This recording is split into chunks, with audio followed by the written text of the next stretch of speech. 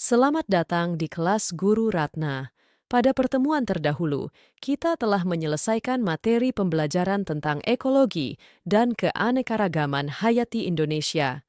Dalam pertemuan kali ini, kita akan dibawa berpetualang menjelajahi ruang angkasa untuk mempelajari tentang sistem tata surya kita.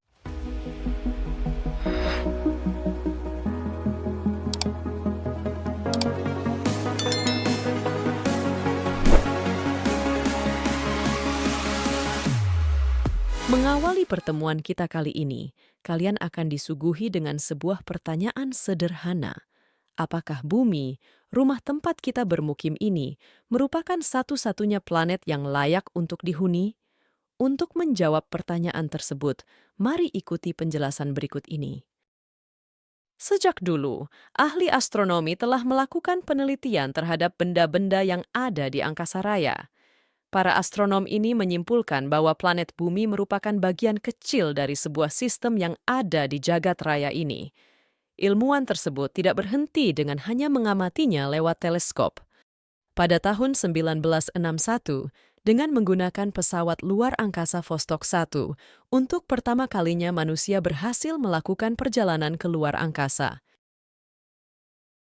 Sama seperti yang dilakukan astronot pesawat luar angkasa Vostok 1, sekarang kita juga akan melakukan perjalanan melintasi ruang dan waktu untuk memahami lebih dalam tentang sebuah sistem yang sebagian masih menjadi misteri, yaitu sistem tata surya atau dalam bahasa Inggris disebut solar system.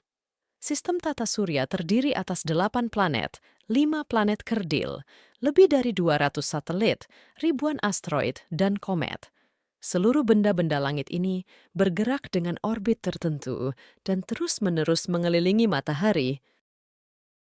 Nah, kini kita sedang menjelajahi setiap planet, mempelajari karakteristiknya, dan menyingkap rahasia yang tersembunyi di baliknya.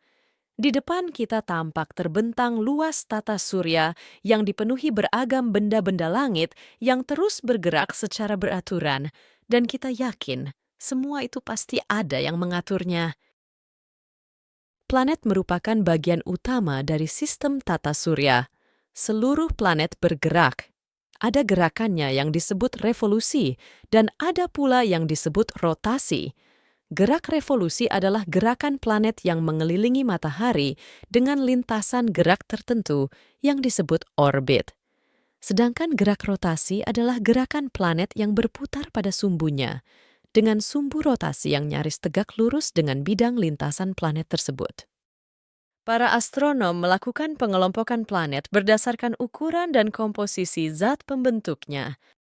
Kelompok planet terestrial yang juga disebut ancient planets adalah planet yang memiliki karakteristik mirip dengan bumi, terutama dalam hal komposisi kimianya. Planet ini memiliki permukaan padat yang terdiri dari batuan dan logam, serta atmosfer yang relatif tipis. Kelompok planet raksasa gas, atau the gas giants, merupakan planet yang memiliki struktur utama berupa atmosfer yang sangat tebal yang terdiri dari gas seperti hidrogen dan helium. Planet ini memiliki inti yang relatif kecil yang terbuat dari bebatuan, es, atau campuran keduanya.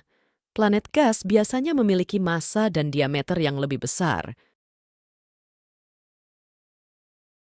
Planet yang terkecil dan paling dekat dengan matahari ini diberi nama yang berasal dari nama dewa Merkurius. Planet Merkurius dapat dilihat dengan mata telanjang saat subuh sebelum matahari terbit dan setelah matahari tenggelam. Planet ini juga memiliki sebutan lain, yaitu bintang fajar. Meskipun letaknya paling dekat ke matahari, namun planet ini bukanlah planet terpanas dalam tata surya. Merkurius memiliki atmosfer yang menyelimuti seluruh planet tersebut. Atmosfer ini berfungsi sebagai pelindung energi panas yang dipancarkan oleh matahari. Planet yang berada di urutan kedua terdekat dari matahari ini sering disebut sebagai kembaran bumi karena ukuran dan massa yang hampir sama. Planet ini merupakan planet terpanas di tata surya. Gerak rotasi Venus berlawanan arah dari 7 planet lainnya. Planet ini berputar dari timur ke barat, dan gerakan ini disebut gerakan retrograde. Venus merupakan planet pertama yang berhasil dijelajahi pesawat ruang angkasa, tepatnya pada tahun 1962. Bumi adalah rumah kita, planet yang berada di urutan ketiga dalam tata surya. Sebuah planet yang unik dengan lapisan atmosfer yang terdiri atas nitrogen, oksigen, dan berbagai gas lain dalam jumlah yang tepat menjadikan bumi sebagai tempat tinggal yang sempurna untuk kehidupan manusia dan makhluk hidup lainnya. Lapisan atmosfer juga melindungi kita dari berbagai ancaman benda dari luar angkasa, seperti meteorit maupun energi matahari yang berlebihan. Bumi memiliki satu satelit yang kita sebut bulan. Mars merupakan planet yang paling banyak menarik perhatian para astronom untuk diselidiki karena memiliki kemungkinan adanya kehidupan di masa lalu. Dengan lanskap gurun pasir, lembah yang dalam, dan gunung berapi yang megah, Mars menantang manusia untuk menjelajahi dan memahami lebih dalam tentang asal-usulnya. Planet ini memiliki ciri khas dengan warna kemerah-merahan karena banyak mengandung besi oksida. Besi yang teroksidasi ini disebut sebagai karat, sehingga Mars juga disebut planet berkarat. Jupiter adalah planet terbesar di tata surya kita dan memiliki puluhan satelit yang mengelilinginya. Besarnya 2 kali dari 7 planet di tata surya bila disatukan. Planet ini memiliki cincin yang mengelilinginya, meskipun tidak sejelas cincin planet lainnya seperti Saturnus. Cincin ini terdiri dari partikel-partikel debu yang tersebar di sekitar planet. Jupiter juga dikenal sebagai planet dengan badai raksasa yang terus-menerus di atmosfernya. Planet ini mendapat sebutan sebagai perhiasan tata surya. Hal ini disebabkan Saturnus memiliki penampilan yang sangat menarik. Saturnus, planet dengan cincin yang mempesona, menawarkan pemandangan yang spektakuler bagi para pengamat. Ukuran diameter planet ini setara dengan 9 buah bumi yang dijajarkan. Uranus, planet yang terletak di tepi tata surya, memiliki ciri khas berwarna biru. Saat pertama kali ditemukan melalui teleskop, Uranus sempat dianggap sebagai komet atau bintang. Cincin yang mengitarinya berjumlah 13 buah, dengan gradasi warna dimulai dari yang paling gelap yang terletak di bagian dalam. Uranus berotasi seperti Venus, dari barat ke timur, dan memiliki sumbu rotasi yang condong ke samping. Karena itu Uranus disebut juga planet samping. Neptunus adalah planet terjauh dalam tata surya. Neptunus merupakan planet dingin dengan atmosfer yang berisi gas, seperti metana dan helium. Neptunus pertama kali ditemukan berdasarkan perhitungan matematis yang rumit dilatar belakangi adanya ketidaksesuaian dalam orbit Uranus.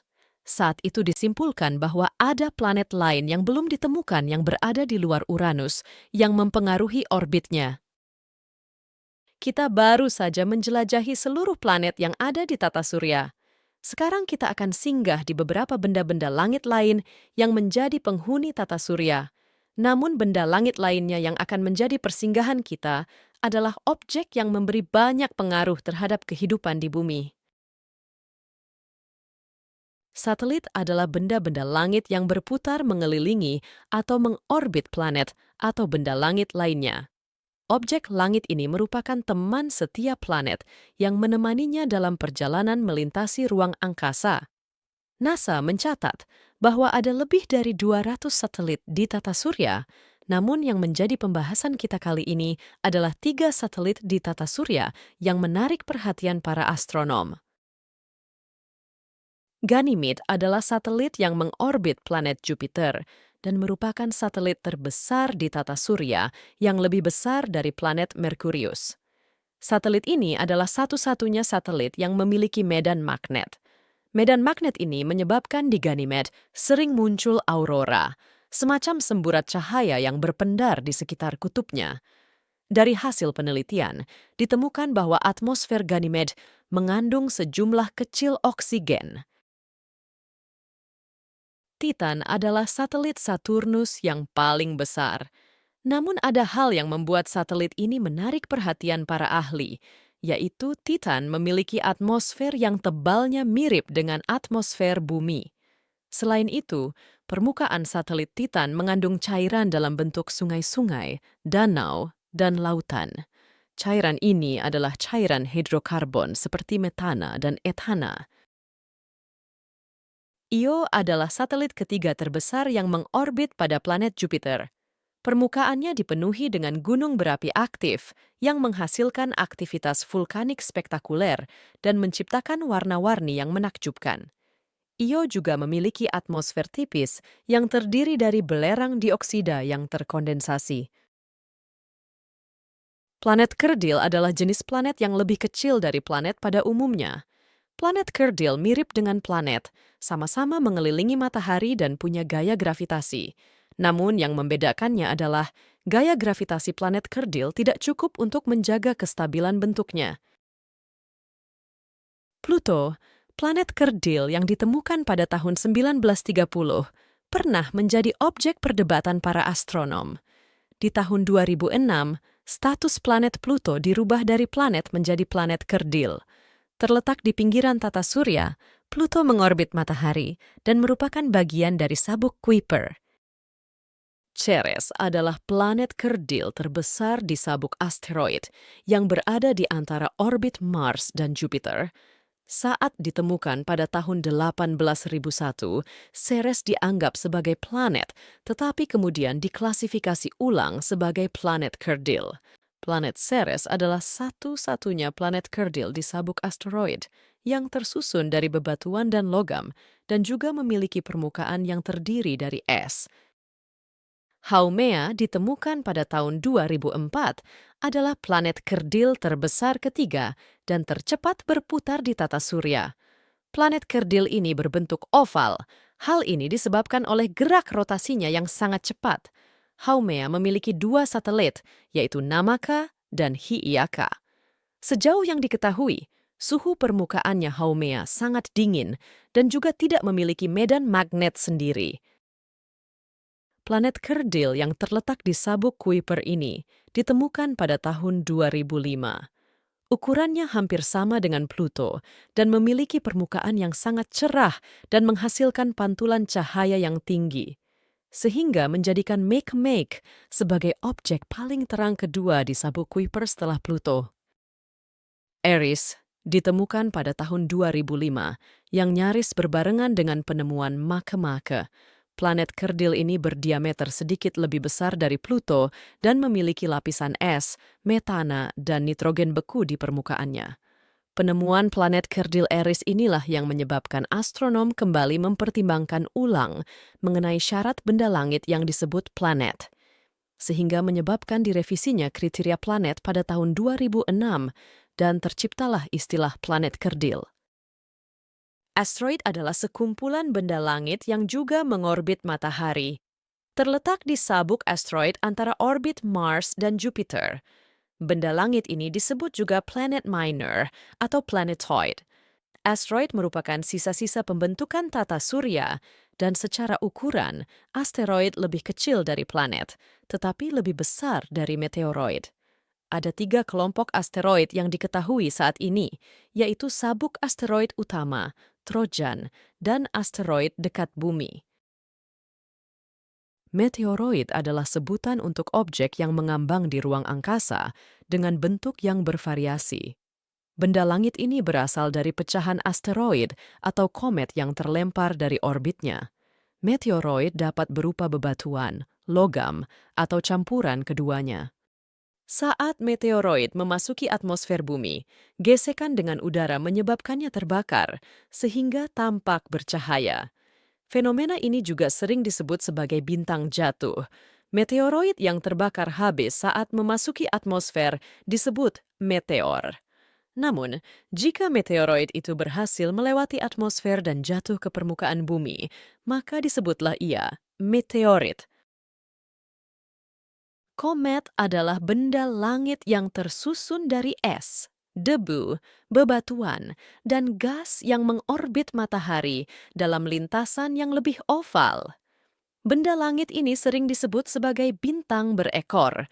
Saat mendekati matahari, komet menjadi panas dan berpendar, membentuk ekor cahaya yang panjangnya hingga jutaan kilometer, dan arah ekor ini selalu menjauhi matahari.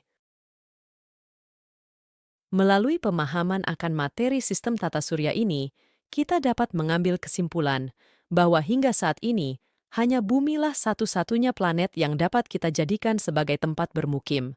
Karena itu, mari kita jaga bersama bumi yang kita cintai ini dari segala bentuk kerusakannya.